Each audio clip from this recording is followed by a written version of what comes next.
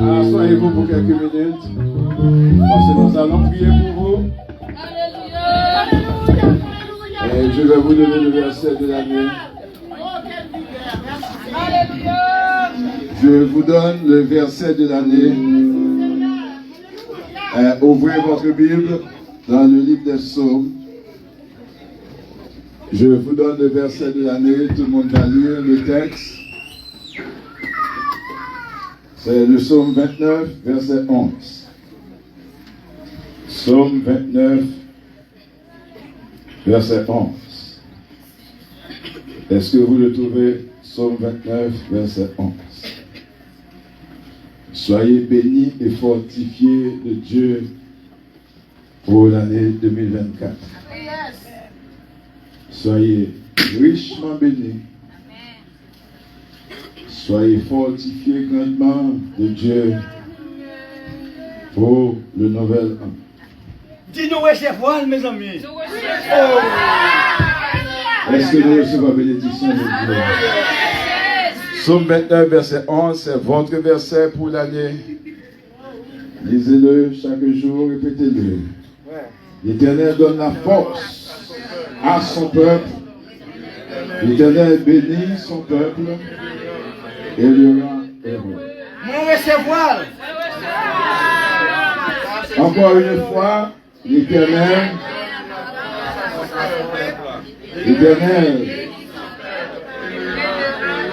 est-ce que bon Dieu apprend nous heureux? Est-ce que vous pensez au bonheur? Les projets de Dieu pour nous, ce sont les projets de paix. Quand nous lisons ce psaume dans toute son intégralité, c'est un psaume qui fait entendre dans l'orage la voix de l'Éternel qui ébranle toute la création. De cette manifestation de puissance si effrayante pour l'homme, nous trouvons l'encouragement et la sécurité. En Dieu, nous trouvons la sécurité. En Dieu, nous sommes encouragés. En Dieu, nous sommes fortifiés. Nos frères et sœurs bien-aimés, en cette journée spéciale du 1er janvier 2024,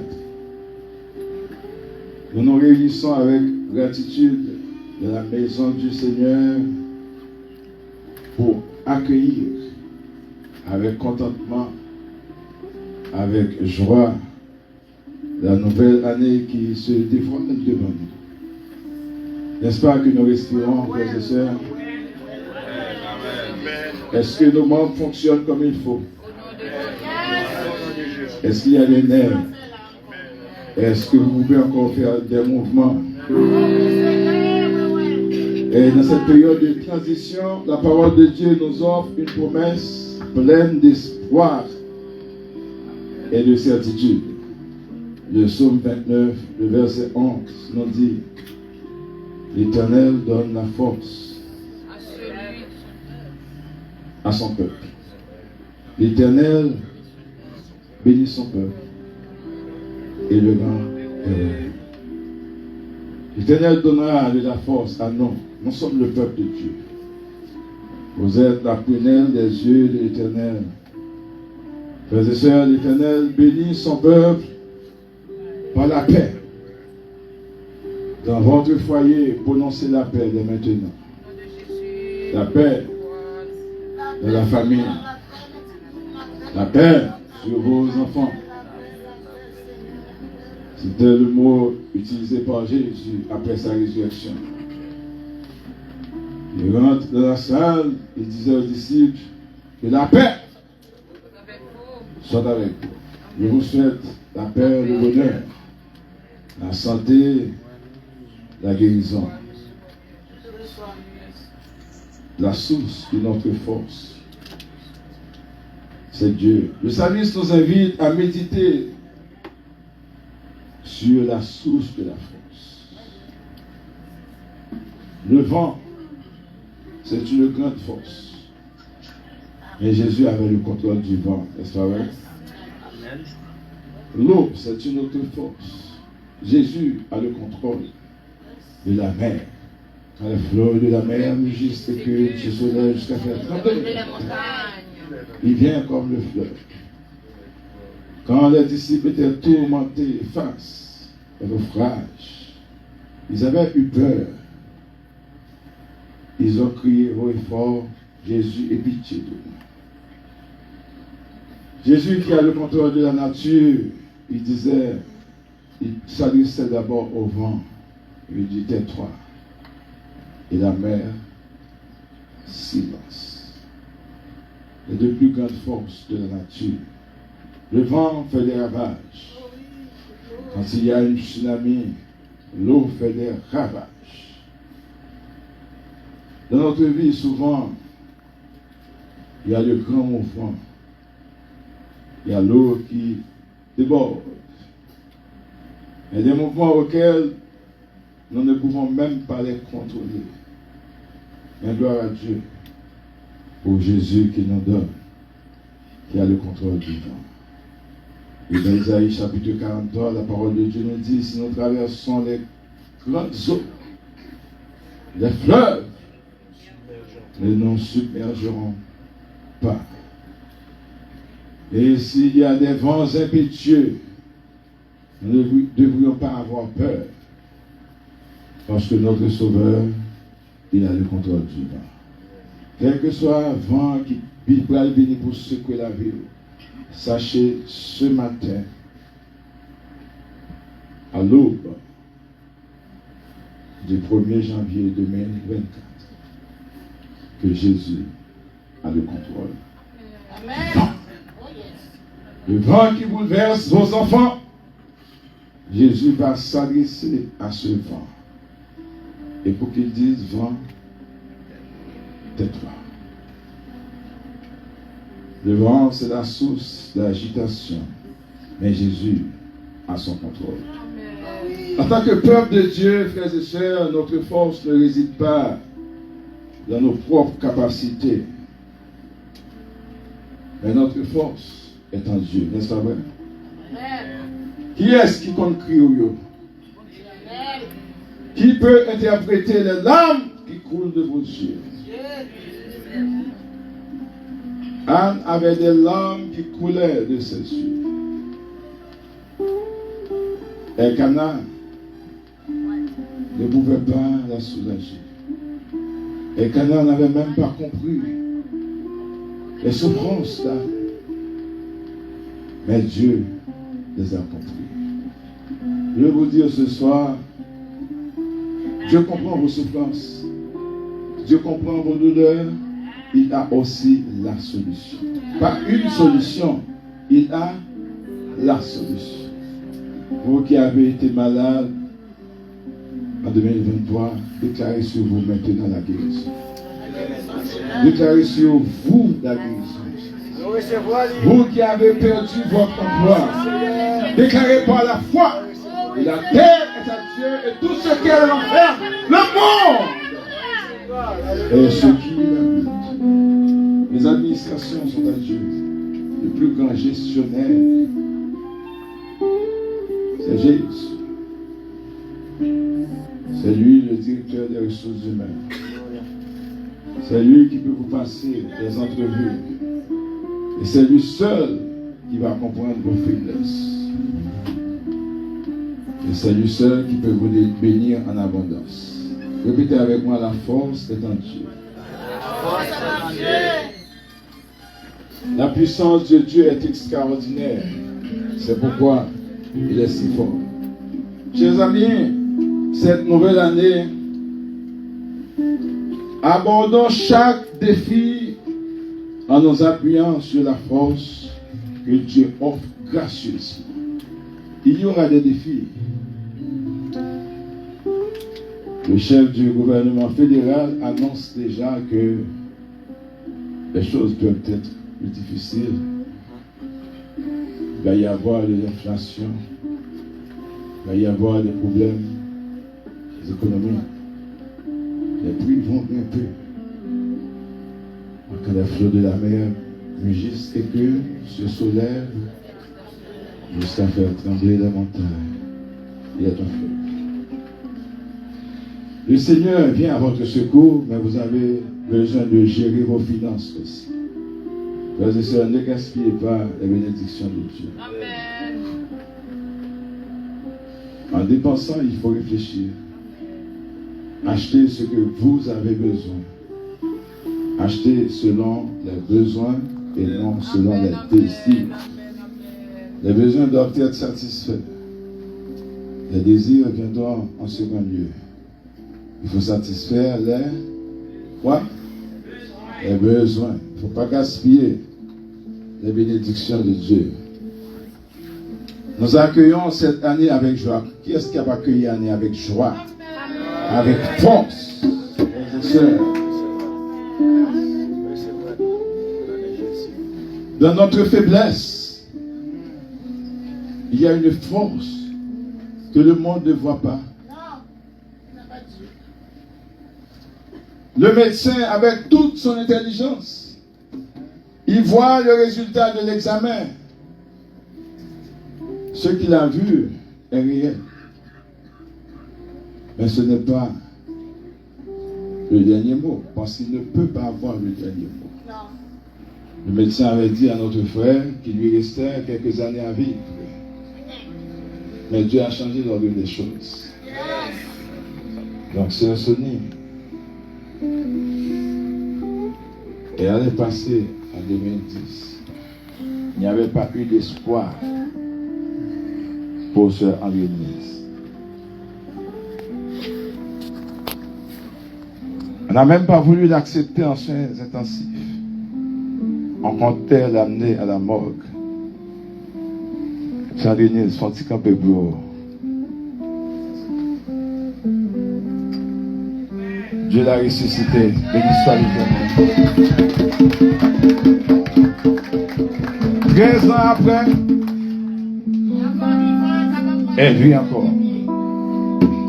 Si j'ose dire, c'est grâce ça au Seigneur. Il y a la bénédiction. Dieu nous promet la bénédiction. C'est la bénédiction de la paix. La bénédiction de la paix divine. Non seulement Dieu nous accorde sa force, non seulement il nous accorde sa force, mais il nous promet également sa bénédiction par la paix. Dans un monde souvent agité et rempli d'incertitudes, la paix divine est une promesse précieuse. Je vous laisse la paix. Je vous donne ma paix. Alléluia. Je ne vous la donne pas comme le monde donne. Le monde est hypocrite. Jésus n'est pas hypocrite. Le monde n'est pas sincère. Jésus est sincère. Le monde est infidèle, mais Jésus est fidèle. Sa fidélité est un bouclier et une cuirasse, frères et sœurs. La paix que Dieu offre ne dépend pas des circonstances extérieures, mais elle découle de notre relation avec Dieu. Mon conseil pour vous, c'est de gérer votre relation avec Dieu. Sachez que Dieu voit tout.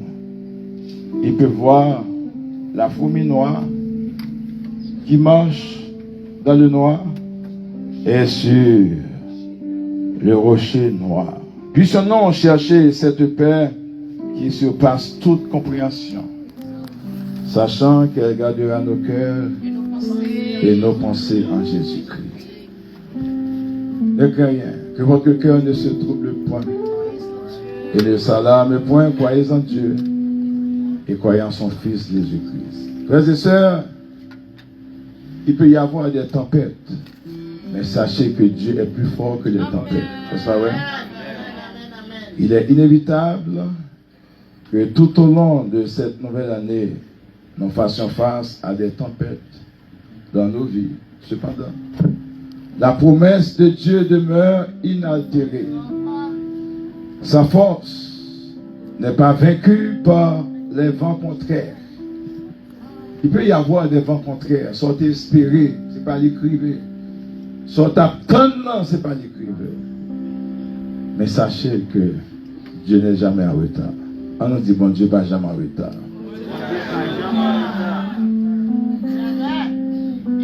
La paix de Dieu se révèle souvent davantage au cœur de la tempête.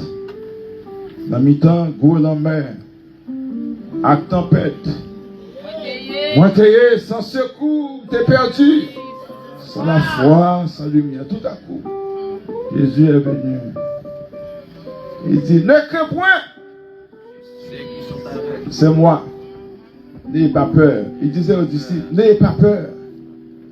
Ce n'est pas un fantôme. C'est moi. N'ayez pas crainte. Et David disait, l'Éternel est pour moi.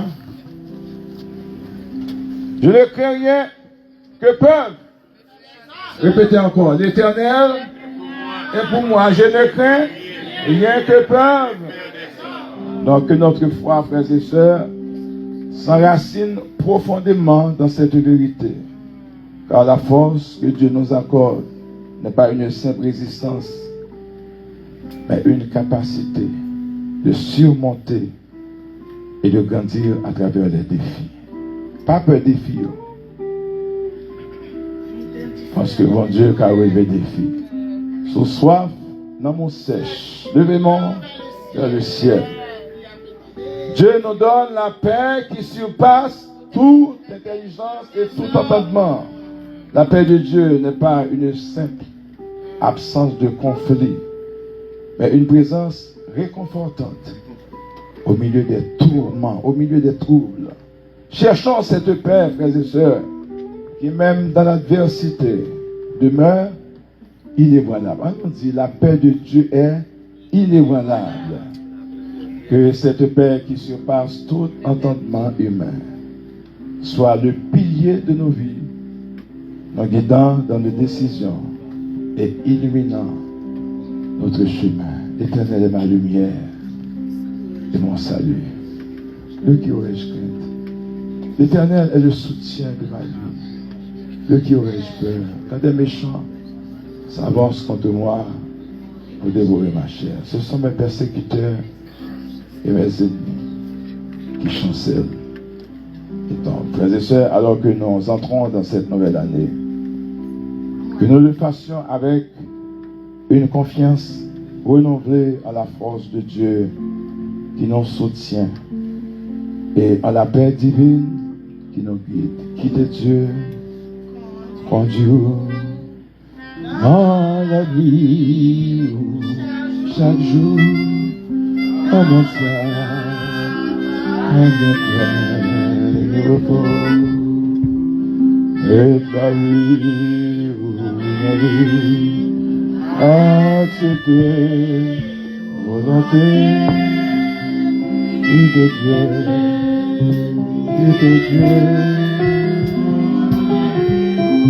Que cette année soit marquée par la découverte constante de la puissance et de la paix que seul notre Seigneur peut offrir. Seul bon Dieu qui a bon la paix. Bon Dieu qui a mis la paix en Haïti, il est capable. Que Dieu vous bénisse, frères et sœurs. Que Dieu vous garde. Que Dieu vous garde tout au long de cette année. Reprenons le verset. C'est quoi le texte de l'année? Psaume 29, verset 11. Il dit quoi? L'Éternel donne la force à son peuple. L'Éternel bénit son peuple et le rend. Comment? Est-ce qu'il dit malheureux? Comment Dieu va nous rendre? Comment il va nous rendre? Dieu va nous rendre heureux. Frères et sœurs, tandis que nous entrons avec les pieds fermes dans l'année 2000. Comment il est encore? L'année 2024. Eh bien, nous chantons le numéro 90. Et puis nous allons prier pour vous. Nous allons vous oindre d'une huile précieuse, selon Psaume 133. Et douille est agréable pour les frères de demeurer ensemble. C'est comme la rosée de l'Hermon qui descend sur la barbe, sur la tête d'Aaron, sur sa barbe, et sur le bord de ses vêtements. C'est comme l'huile précieuse